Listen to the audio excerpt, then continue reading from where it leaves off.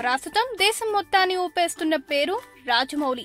బాహుబలి 2 తర్వాత రాజమౌళి అన్న పేరు ఒక బ్రాండ్ లా మారిపోయింది. దీంతో రాజమౌళి దర్శకత్వంలో నటించే అవకాశం ఎప్పుడు వస్తుందా అని ప్రతి హీరో ఎదురు చూసే పరిస్థితి నెలకొంది. ఆ జాబితాలో తాను కూడా ఉన్నానంటూ మెగాస్టార్ చిరంజీవి కూడా అభిప్రాయపడ్డారు.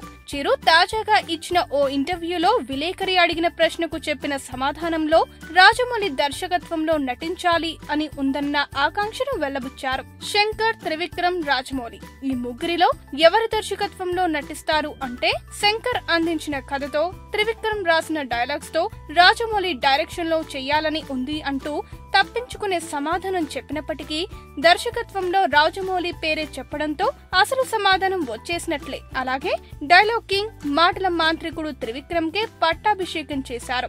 నిజానికి ఈ ముగ్గురు ఒకరిని మించి మరొకరని సమయం కుదరాలే కానీ ఈ ముగ్గురితో చేయాలని ఉందన్న అభిలాషను వ్యక్తపరిచారు మెగాస్టార్. ఇక తన తదుపరి సినిమా ఉయ్యాలవాడ నరసింహారెడ్డి ఆగస్టులో ప్రారంభమై వచ్చే ఏడాది సమ్మర్ కు విడుదల చేసే విధంగా ప్లానింగ్ చేస్తున్నామని, ఆల్ ఇండియా స్టార్ నటీనటులతో ఈ సినిమా ఉంటుందని, బడ్జెట్ ఇంత అని కూడా అనుకోలేదని, ఎంతైతే అంత పెట్టేందుకు సిద్ధంగా ఉన్నామని, ఈ సినిమా కోసం అంతా అత్యున్నత సాంకేతిక నిపుణులనే ఎంపిక చేస్తున్నామని, బడ్జెట్ తదితర సంగతులన్నీ రామ్ చరణ్ ని చూసుకుంటాడని స్పష్టం చేసిన చిరు ఓ రియల్ కథకు సురేందర్ రెడ్డి రాసిన స్క్రీన్ ప్లే అద్భుతంగా ఉందని కితాబిచ్చారు.